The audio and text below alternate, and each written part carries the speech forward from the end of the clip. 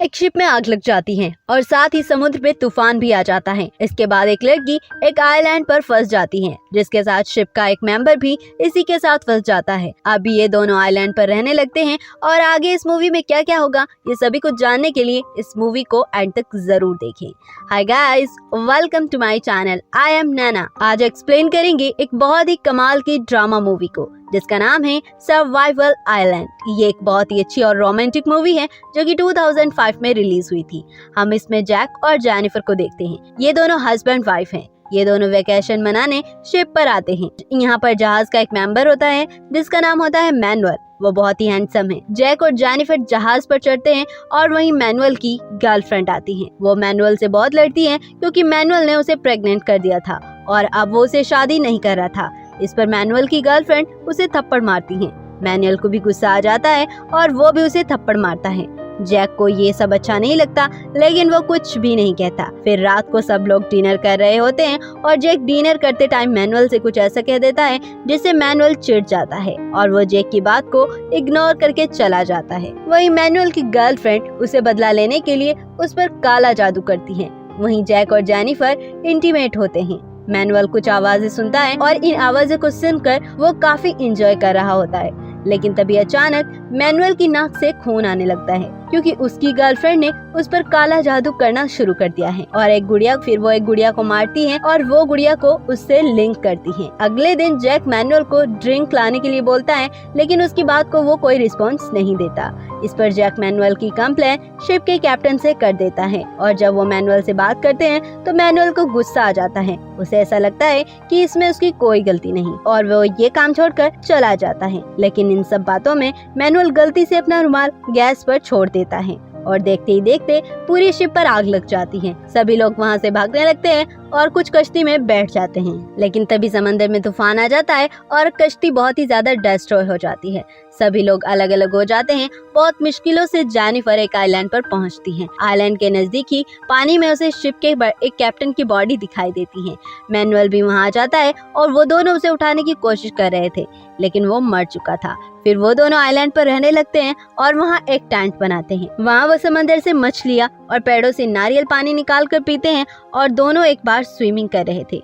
तब मैनुअल उसे कुछ ऐसा कहता है कि जेनिफर को गुस्सा आ जाता है। उसके बाद रात में वो जेनिफर से माफी मांगता है और अब ये दोनों अच्छे दोस्त बन गए थे और अब मैनुअल और जेनिफर एक अच्छे फ्रेंड बन गए थे। एक बार मैनुअल मछलियाँ पकड़ने जाता है। वहाँ उसे जैक मिलता है। वो उसे उठाकर अपने साथ आइलैंड पर ले आता है। जेनिफर उसे देखकर बहुत खुश हो जाती है। फिर कुछ टाइम बाद जैक मैनुअल और जेनिफर को साथ देखता है और उन पर शक करता है। इसके बारे में वो जेनिफर से भी पूछता है लेकिन जेनिफर साफ इनकार कर देती है। लेकिन जैक को अभी भी उस पर शक ही था। फिर एक बार वो जानबूझकर मैनुअल और जेनिफर को मछलियाँ पकड़ने के लिए भेज देता है। जब वो दोनों वापस आते हैं तब जैक अपना सामान अलग कर लेता है। इस पर जैक के पास एक लाइटर होता है और इससे वो आसानी से आग जला सकता था जिससे कि ये लोग मछलियाँ भूनकर आसानी से खा सकते थे। और इस पर मैनुअल को गुस्सा आता है लेकिन वो जैक को कुछ नहीं कहता और सामने की एक छोटी सी झोपड़ी में चला जाता है। लेकिन अभी भी जैक का शक खत्म नहीं हुआ था।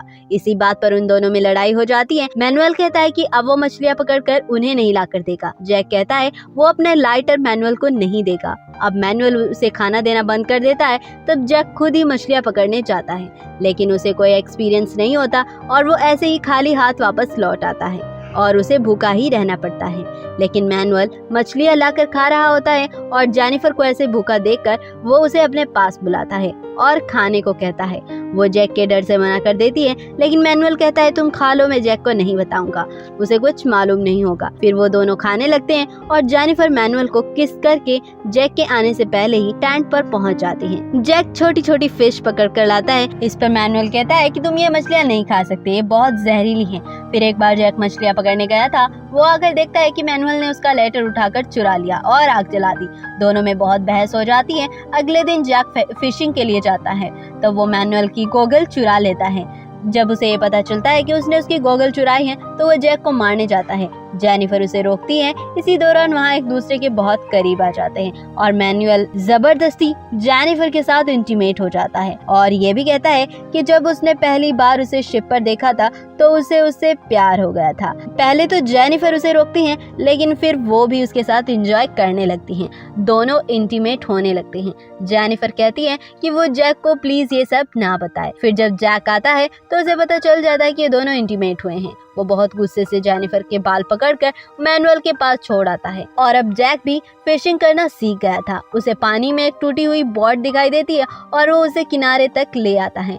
मैनुअल और जेनिफर भी उसकी हेल्प के लिए जाते हैं, लेकिन वो मना कर देता है। दरअसल उसका प्लान ये था कि वो अकेला ही इस बोट को ठीक करके यहाँ से निकल जाएगा, लेकिन रात में मैनुअल और जेनिफर उस बोट में बैठकर समुद्र की तरफ बढ़ने लगते हैं। जैक इनके पीछे पीछे भागता है, लेकिन मन ही मन वो बहुत खुश था क्योंकि उसने रात में उन्हें बातें करते हुए सुन लिया था कि वो बोट को लेकर निकल जाएंगे। जैक ने बोट में एक बड़ा सा सुराख कर दिया था और इस तरह से वो दोनों समुद्र के बीच ही डूबने लगते हैं और जैक पीछे से आकर मैनुअल पर अटैक कर देता है। मैनुअल जख्मी हो जाता है। जब जेनिफर जैक को रोक रही होती है तो मैनुअल अपनी जान बचाकर वहाँ से भाग जाता है। थोड़ी देर बाद मैनुअल फिर से वहाँ आता है और दोनों में बहुत लड़ाई होती है और यहाँ मैनुअल जेनिफर को लेकर भाग जाता है। जैक उनका पीछा करता है, लेकिन वो दोनों पेड़ पर चढ़ जाते हैं। उधर मैनुअल की एक्स गर्लफ्रेंड डोल से काला जादू कर रही होती है तो मैनुअल की नाक से खून बहकर सीधा जैक की ऊपर गिर जाता है, जिससे जैक मैनुअल को पकड़ लेता है। वो दोनों लड़ने लगते हैं।